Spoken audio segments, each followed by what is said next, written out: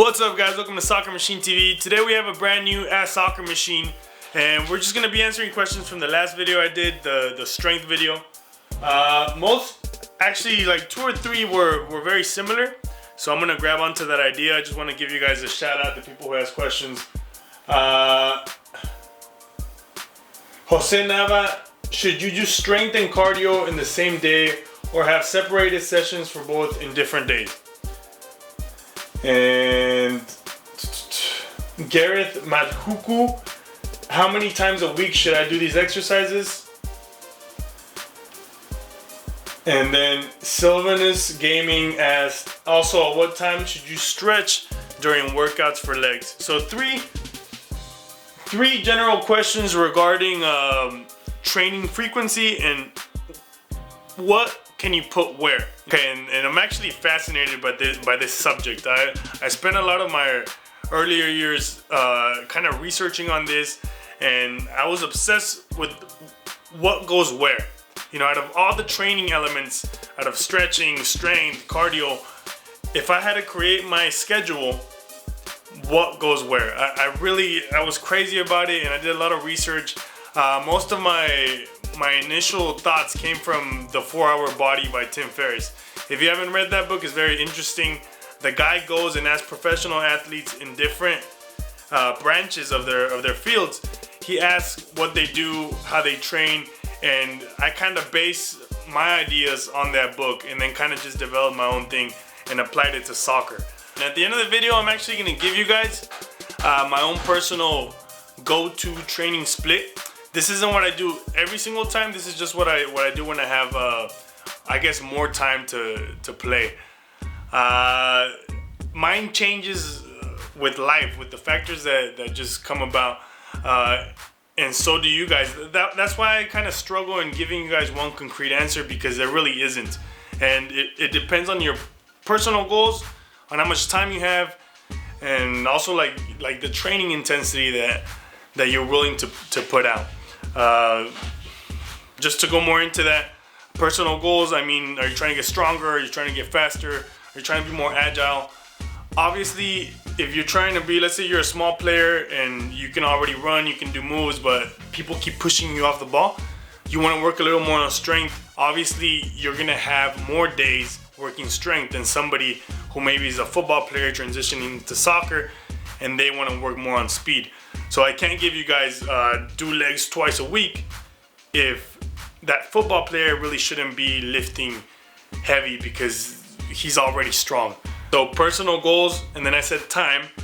Obviously, the training split I'm going to give you guys at the end requires about 3 hours a day, which is unrealistic for a lot of people. Some of you have school, some of you have work.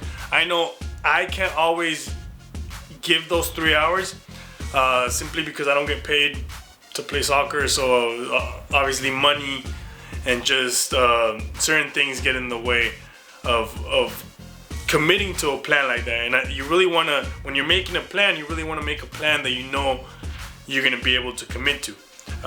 You kind of know, if you're in school, how much time you have, or if you got a new job, you can kind of make your own analysis of how much time you have to work out. So time is the second one, and then training intensity would be the third factor.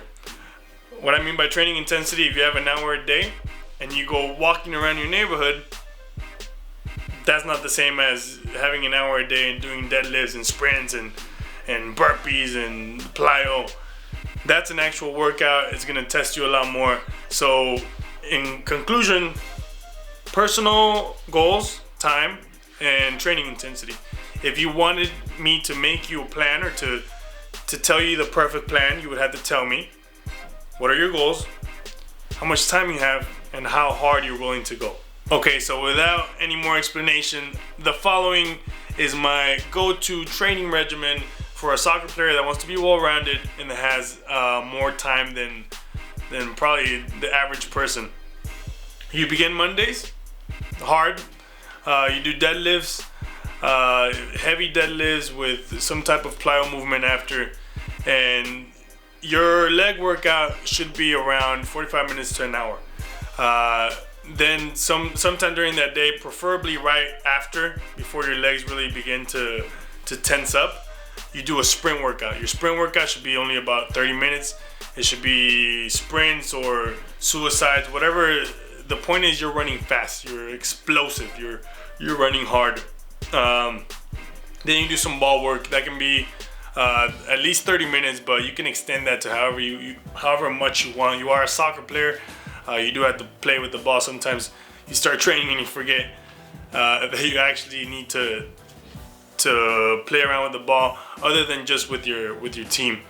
And at night, because you're working out so hard, I do recommend at least 30 minutes, if not closer to an hour, of stretching, yoga, or foam rolling. Whatever works for you. If you haven't added a recovery session to your workouts, you're missing out, and you're not going to be able to keep up with intense training like this. You're going to make up things like, I'm overtraining.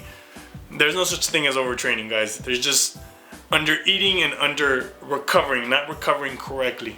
Okay, Monday, heavy deadlifts, sprints, ball work, stretch. Sounds like a lot. It is. You wanted the top of the line workout. You gotta work. Tuesday, a push day, upper body push day, which is basically you're working your chest, you're working your triceps, you're working your shoulders. You can do push-ups at your house. If you go to the gym, you could do chest workouts. I'm not gonna give you guys the specific workouts that I do during every single day. Just, it's a push day. Again, 45 minutes to an hour. Then the day before you had heavy legs and sprints, your legs are done. You're gonna wake up that day, your legs, they're gonna be in pain. That's why you never schedule a leg day, right? Like if you do a heavy leg day, you don't have another heavy leg day the next day. Your legs are done, they need to recover. And that's why we move on to the chest and we're pushing. It's a push day. But in your, what you would call your endurance training, the day before you did sprints, this day you're actually gonna do more of a jog, 1 to 3 mile jog. This, believe it or not, actually helps with recovery from your high intensity workout the day before. So notice we're working legs every single day, but we're working them at a different intensity. You don't want to do sprints again one day and then do sprints the very next day, especially if your muscle is not used to that type of training. You're gonna get hurt. You're working it too hard. You need to build up to get to that level.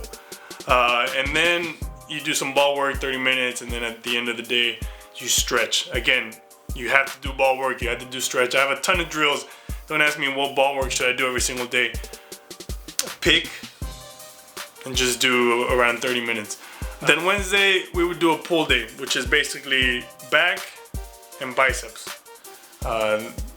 You might say, well, why am I working my upper body more than my lower body? Remember, with the endurance workouts and with the ball work, you're working out your legs. So in theory, you're working out legs every single day. Your legs are the muscle that gets taxed the most.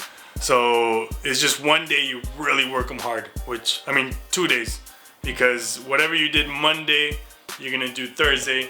Whatever you did Tuesday, you're gonna do Friday. Whatever you did Wednesday, you're gonna do Saturday.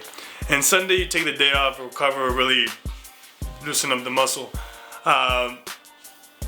This is very intense, and it also, if you guys have games or practices, you kind of have to fit your workout into that. So let's say you have practices Tuesdays and Thursdays, then you would take out the endurance and ball work section that I just gave you and include your practice, because your practice is endurance and ball work. So, and the exact same way, if your coach maybe focuses too much on strength, then you by yourself go do the endurance and the ball work and everything to make the puzzle fit, to make everything work out for your specific needs.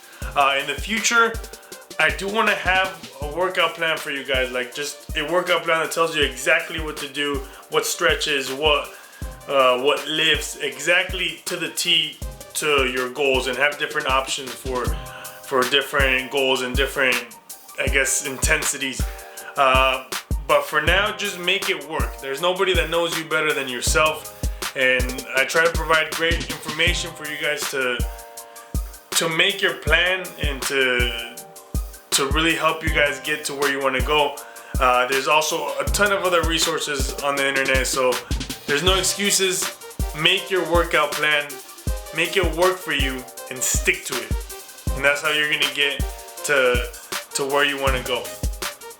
I'll see you guys next week.